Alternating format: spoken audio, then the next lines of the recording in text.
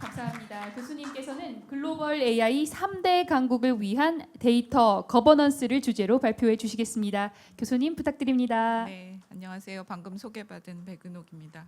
제가 한양대학교 소속이지만 오늘은 한양대학교 교수로서 발표하는 대신에 국가인공지능전략위원회 데이터분과 분과장으로서 발표를 준비해봤습니다. 앞에 들으신 거는 약간 어려운 주제였다면 제가 오늘 발표할 내용은 조금 쉽게 준비를 해봤습니다. 인공지능전략위원회에서 사실 어제 행동계획이라고 하는 걸 발표를 했는데요. 그 전략위원회에서 다루는 그 내용은 국가 수준의 AI 정책을 이제 어떻게 펼쳐갈 것이냐 하고 관련한 그 정책적인 계획을 어제 발표를 했습니다. 여기 보시면 왼쪽에 잘 안 보이실지 모르겠지만 크게 3개의 정책 축이 있고 각각의 정책 축 안에서 다양한 그 활동을 하고 있는데 저희 데이터 분과는 첫 번째 정책 축인 AI 혁신 생태계 조성 쪽에 오른쪽이 조금 크게 그렸습니다. AI 친화적인 규제 혁신 및 거버넌스 정립 이런 역할을 하고 있습니다. 이 행동계획은 지금 그 전략위원회 홈페이지에 올라와 있고요. 거기에서 살펴보시고 누구든지 의견을 주실 수 있기 때문에 관심 있으신 분들은 살펴보시고 의견을 주셔도 크게 도움이 될 것 같습니다.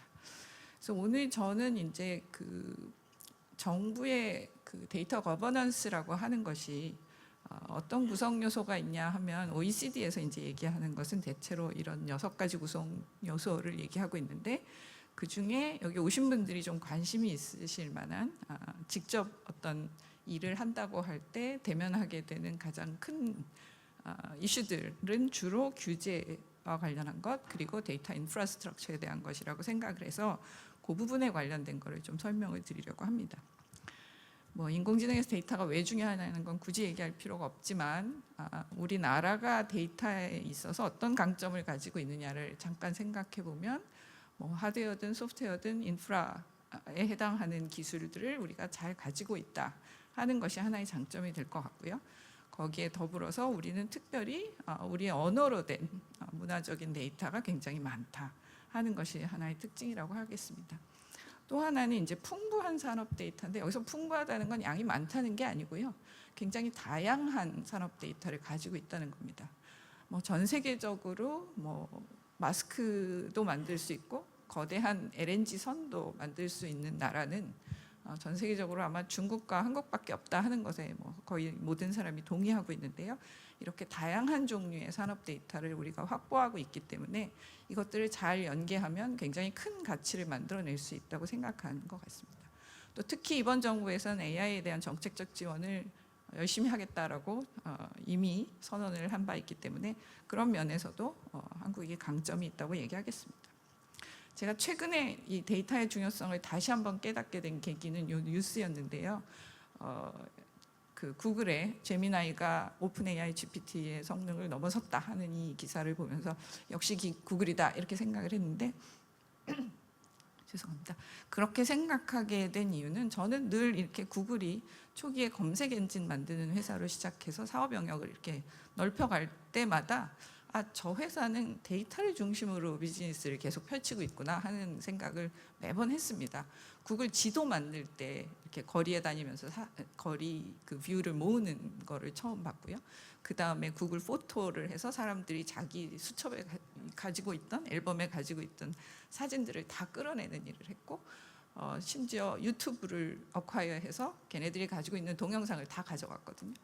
그래서 구글은 무슨 비즈니스를 할 때 반드시 데이터를 맨 앞에 세워놓고 거기를 중심으로 비즈니스를 계속 하나씩 넓혀가는구나 하는 생각을 하고 그게 대단한 경쟁력이 될 거라고 생각을 했는데 이제 결국은 이제 AI에 있어서도 그게 구글 경쟁력의 가장 큰 부분이 아닐까 저는 개인적으로 그렇게 생각을 했습니다.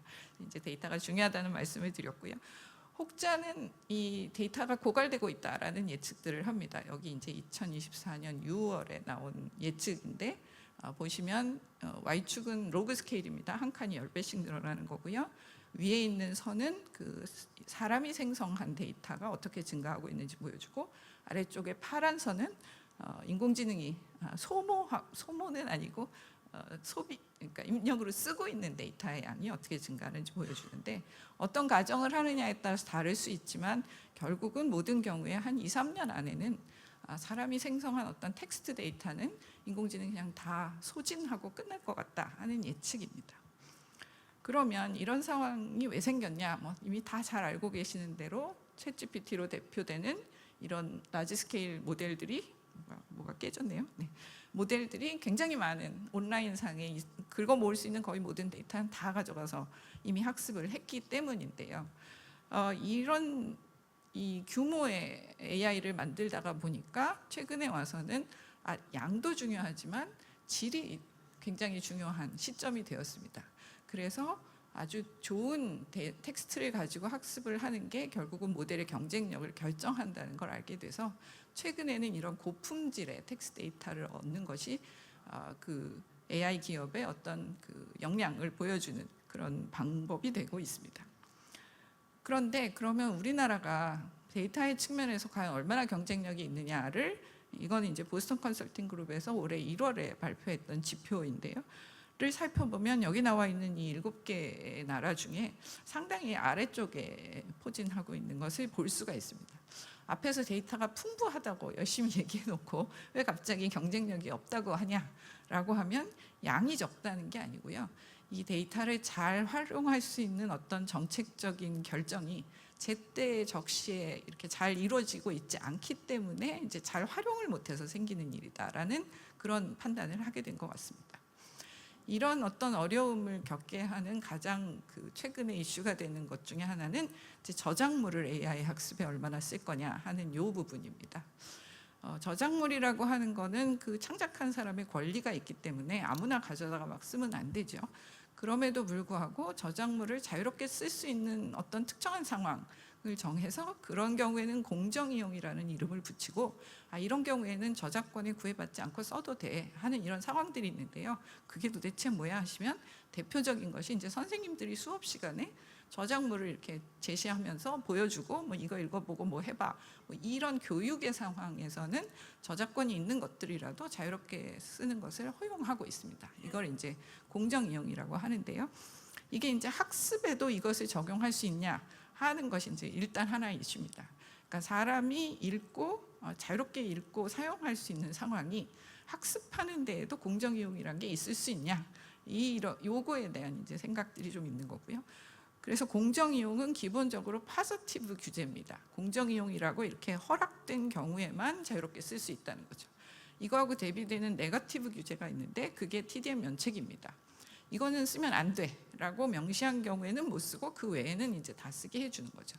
이제 공정이용이냐 TDM 면책이냐 하는 이 두 가지 정책을 나라마다 적절히 자기네 문화와 역사에 맞게 적절히 활용하고 있는데, 우리나라의 이 저작권 관련한 것에 다루는 문체부는 공정이용을 채택하는 입장입니다.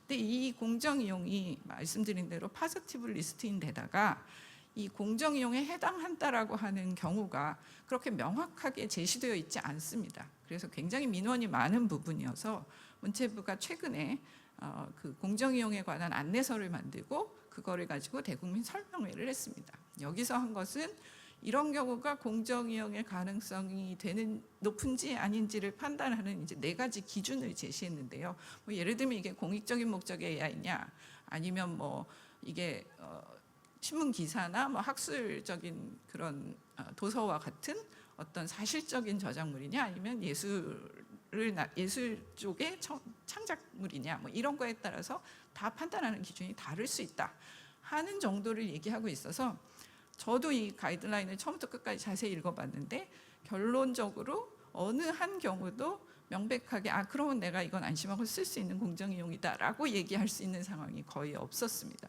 그래서 여전히 굉장히 모호한 채로 남아 있어서 AI 기술 개발을 하려는 사람들의 입장에서는 이 공정이용 안내서가 있으나 없으나 여전히 불확실성이 남아 있는 거고, 이 불확실성이 단순히 일단 쓰고 나중에 문제가 되면 그때 저작료를 지불하지 하는 이런 돈의 문제뿐만이 아니라 이게 형사적으로도 문제가 됩니다.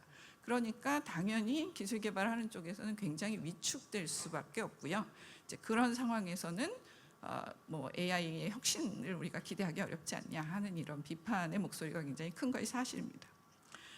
그런데 AI를 개발하고 싶은 사람의 입장은 뭐 그런데 그 저작권자들의 입장에서 또 생각해 보면 이건 내 재산이고 내 권리인데 필요한 사람이 있으면 나한테 와서 요청하고 돈 내고 필요한 대로 가져다 쓰면 되는 거 아니냐, 도대체 뭐가 문제냐 이렇게 생각할 수 있거든요.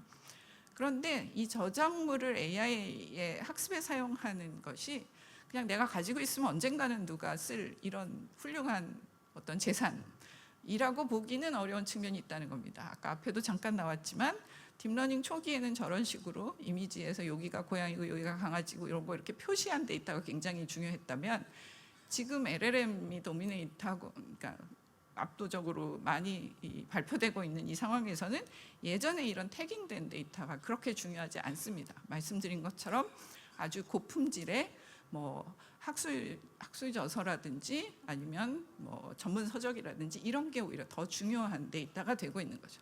그럼 이런 상황이 또 오래 갈 거냐?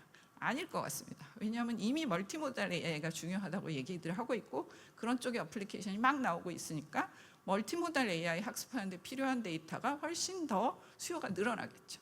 이건 또 오래 갈 것 같으냐? 그 다음 또 기다리고 있거든요. 피지컬 AI를 위한 데이터가 더 중요한 시간이 올 건데 이게 예를 들어서 뭐 10년 후, 20년 후 그러면 약간 여유를 가지고 있어도 좋지만 여러분 아시는 것처럼 저 딥러닝에서 라지 랭귀지 모델 오기까지 그렇게 오래 안 걸렸습니다. LLM 처음 나오고 나서 우리가 멀티모달 AI 처음 보기까지 그렇게 시간이 많이 안 걸렸습니다. 이게 빠르게 바뀌고 있기 때문에 이 저작물을 데이터로 쓸 수 있는 시간도 그렇게 길지 않다는 거예요. 이게 빠르게 바뀌고 있게 넘어가 버리면 이 저작물의 가치는 굉장히 떨어지는 것이 현실입니다. 이렇게 생각하면 과연 그 AI를 개발하고자 하는 쪽과 저작권자와 이 둘이 서로 상충하는 이해를 갖고 있는 게 맞냐?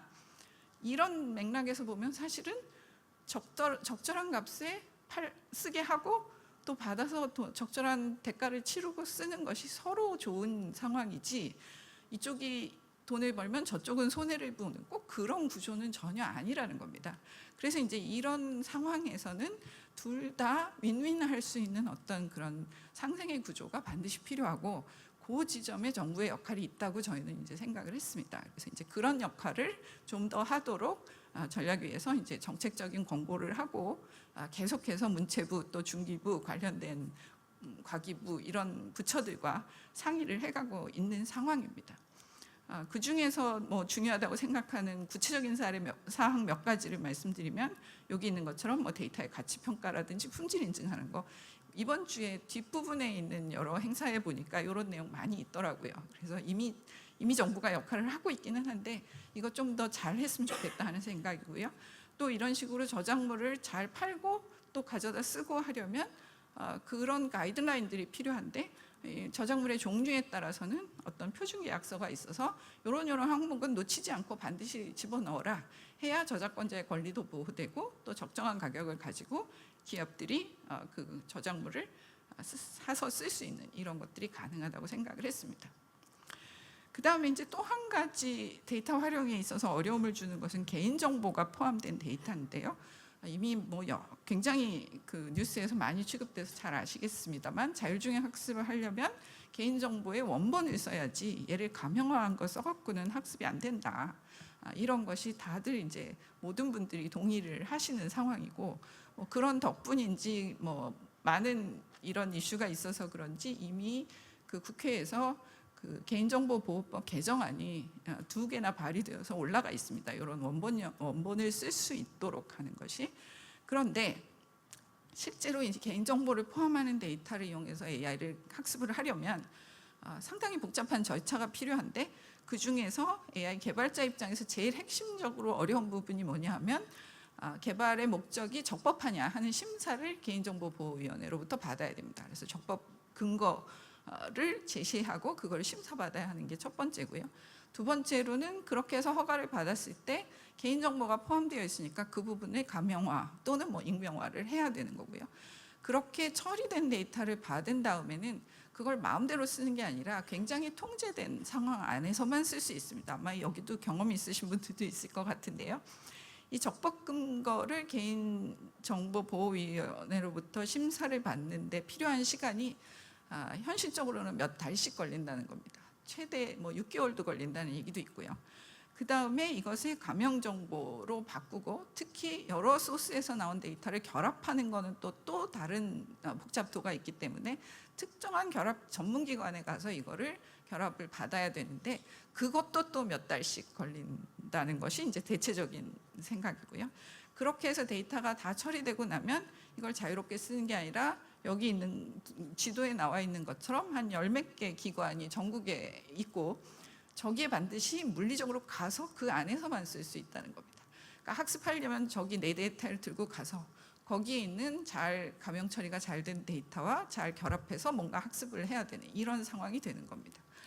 그래서 아무리 법이 보장하고 있는 일이라고 하더라도 그게 현실적으로 너무 시간이 오래 걸리면 실효성이 없죠.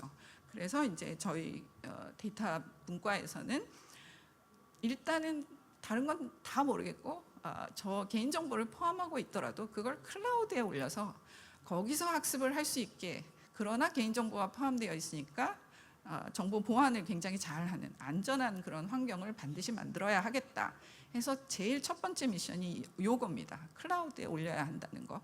그 다음에 이제 두 번째는 저 심사 기간이 몇 달씩 걸리면 그거 몇 달, 그 다음에 가명정보 결합하는데 또 몇 달, 가서 학습하는데 몇 달, 이러면 이제 전체 과정이 1년도 걸리고 2년도 걸린다는 건데 지금과 같은 AI 개발이 빠르게 일어나는 시대에는 거의 그렇게 시간이 걸리면 하나마나한 일이 될 가능성이 많다는 거죠. 그래서 이 심사 기간을 대폭적으로 줄이겠다라는 것을 개인정보보호위원회에 저희가 요청을 했고 심의를 30일 이내에 마치겠다. 이전에 유사한 사례가 있으면 패스트트랙에 태워서 15일 만에 마치겠다 하는 것을 저희가 합의를 이끌어냈습니다. 그래서 이런 부분에서 이제 실효성 있는 학습이 이루어질 수 있게 했다는 것을 말씀을 드립니다.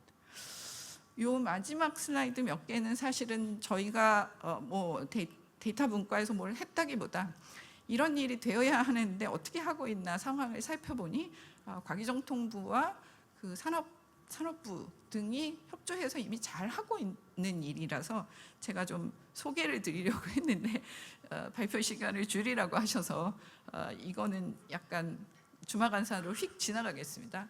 디지털 뉴딜 하면서 데이터 댐 사업할 때 만들었던 이 분야별 데이터 플랫폼들이 굉장히 많이 있고 그 각각의 빅데이터 플랫폼 안에 여러 가지 센터들이 있는데 이게 다 이제 다 분야와 영역별로 다 따로따로 만들어져 있는 거죠. 근데 사실은 데이터를 이용해서 AI를 만들 때 가치가 가장 높아지는 부분은 서로 다른 영역에 있는 데이터를 잘 결합하는 그 아이디어에 굉장히 큰 가치가 있는 건데 이제 얘네들이 이렇게 다 흩어져 있으면 사실 쓰기 어렵죠. 그래서 이제 이것들을 잘 연결하되 데이터에 대한 컨트롤은 소유자가 잘 가지고 있는 어떤 분산형 그런 협업 체계를 데이터 스페이스라는 개념으로 니아에서 제안을 하고 요거에 관련한 그 파일럿 스터디를 지금 하고 있는 걸로 압니다. 그래서 잘 하고 계신다라는 거를 좀 설명을 드리고 싶었고요. 이런 것들을 다 엮어서 하나의 그 통합된 포털을 통해서 쉽게 찾아볼 수 있게 이렇게 하고 있다고 이해하고 있습니다. 결론이라기보다는 요약인데요. 데이터 분과에서 생각하는 그 기본적인 방향은 학습할 때는 좀 자유롭게 폭넓게 데이터를 쓸 수 있게 허용해주고 그 학습의 결과를 실제로 사용할 때는 훨씬 더 많은 것을 요구하자. 안전한지, 책임성이 있는지, 투명하게 학습하고 있는지 이런 것들을 좀 잘 확인하는 뒷부분에 검증 또는 인증하는 부분을 잘 추가해서 이런 것들을 좀 더 잘하는 게 필요하겠다 하는 생각이고 여기 이제 이 신문 기사 제목처럼 의무보다는 인증에 좀 더 방점을 두자 하는 그런 것이 제 전체적인 맥락의 같은 부분입니다. 이 과정에서 데이터를 생산하는 사람과 소비하는 AI 모델 사이에 서로 잘 그 상생할 수 있는 그런 공유와 유통의 생태계를 만드는 것에 이제 정부가 역할을 했으면 좋겠다 하는 내용입니다. 네, 이상 마치겠습니다.